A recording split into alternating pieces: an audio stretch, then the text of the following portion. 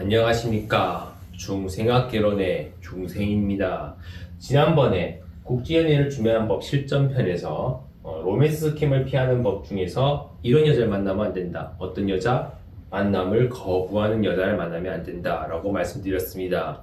오늘은 그 강의에 이어서 금전 요구를 하는 여자를 피해야 된다. 근데 좀 더 세밀한 예시들을 들으면서 여러분들이 조금 더 쉽게 피할 수 있는 방법에 대해서 알려드리고자 합니다. 저희 강의가 좋으셨다면 구독, 좋아요, 알림 설정까지 부탁드리겠습니다. 금전 요구. 선생님, 바로 금전 요구를 하는 경우는 잘 없었죠? 빌드업이 필요하죠. 먼저 친해진 다음에 네. 그 다음 한 두세 달 정도 친해졌다 싶으면 그때부터 이제 뭔가 돈을 달라는 이유가 계속 생기죠. 그렇죠. 여러분, 근데 명심 하나만 하면 됩니다. 딱 하나 명심하세요. 어떤 빌드업을 하고 방법을 이용해서 여러분들이 접근하더라도 결국 마지막 돈만 안 보내면 됩니다. 그렇죠. 이런 케이스가 됐을 때는 여러분들이 돈을 안 보내시면 되고, 이런 경우는 돈을 써야 된다. 그거에 대한 명확한 기준을 조금 드리도록 하겠습니다. 돈을 달라.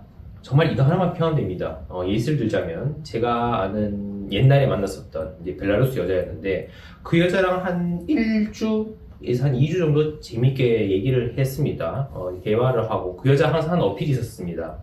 나는 한국에 곧 갈 거고 한국에서 너를 만나고 싶고 너와 한번 재밌는 시간들을 좀 보내고 싶다. 뭐 밥도 같이 먹고. 그러다가 어느 순간부터 갑자기 이런 얘기를 하더군요. 자기가 한국에 가려고 하는데 돈이 조금 부족해. 그냥 돈을 조금만 빌려줄 수 있겠니? 빌려준다는 게 똑같이 달라는 양 똑같은 겁니다. 명심하세요. 빌려줄 수 있겠니? 라면서 돈에 대해서 얘기하기 시작합니다. 여러분, 이거는 스캠입니다. 주시면 안 돼요. 이렇게 뭔가 돈을 빌려달라. 내가 거기 갈 건데 돈 좀 빌려줄 수 있니? 아니 돈을 달라. 너를 사랑하는데 왜 나한테 돈을 주지 않니? 이렇게 뭔가 사랑을 이용해서 그냥 돈을 달라 라고 얘기한 경우는 거의 스캠이라고 보시면 됩니다. 근데 여러분, 이거와 착각하시면 안 됩니다. 동유럽 국가에서 남자가 뭔가 돈을 쓰는 건 당연한 겁니다. 안 그렇습니까, 선생님? 그렇죠. 보통 남자들이 많이 쓰게 되죠. 네. 이 이유가 동유럽 국가에서는 살짝 그런 문화가 있습니다. 남자가 이 남자가 결혼했을 때 금전적으로 뭔가 경제적으로 안정감을 줄 수 있냐 없냐, 그게 중요하다 보니 보통 돈에 대해서 뭔가 남자에게 좀 기대는 게 있습니다. 그래서 대표적인 예를 들면 뭔가 데이트를 같이 이미 했는 경우입니다. 데이트를 했는데 나 밥을 다 먹고 카페나 음식점에서 다 먹고 난 다음에 보통 어떻게 행동하죠, 선생님? 제가 계산하죠.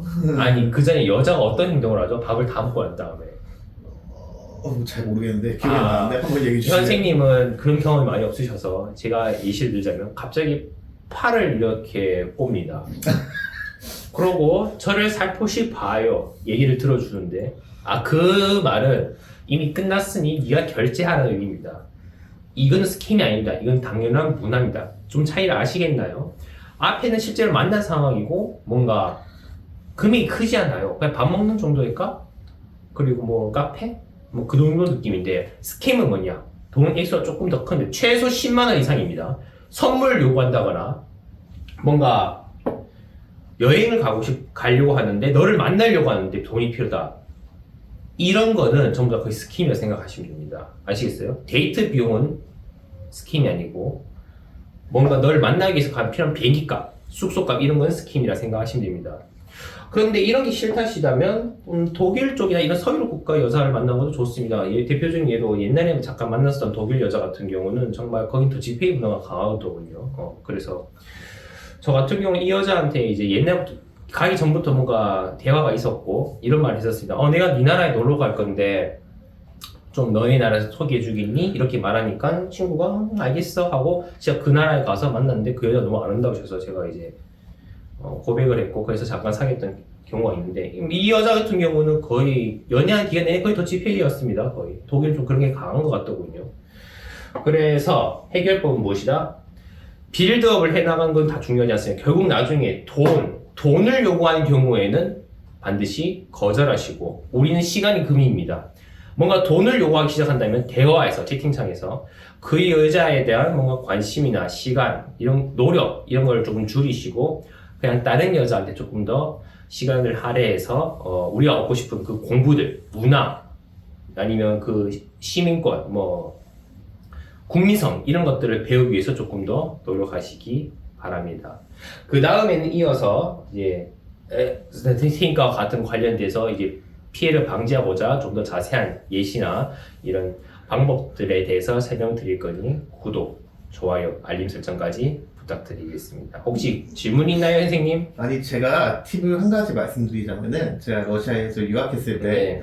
예를 들어 이제 여성분이 저를 친구로서 느껴. 그러니까 네. 친구 같은 존재야. 그러면은 보통 여성분들이 먼저 계산을 해줘요. 네. 근데 여성분들이 만약에 나랑 같이 밥을 먹었는데 이 남자가 뭔가 나를 좋아하는 것 같아. 네. 그러면은 이제 저기 중세님께서 말씀하신 대로 이 남자가 계산할 때까지 약간 기다리는 포즈로 바뀝니다. 그게. 아, 친구일 때도 안 그렇습니까? 예, 그러니까 일반적인 친구 관계에서는 먼저 뭐 남자한테 계산을 해라 이런 경우는 없습니다. 아. 보통 그냥 자기가 다 계산해요.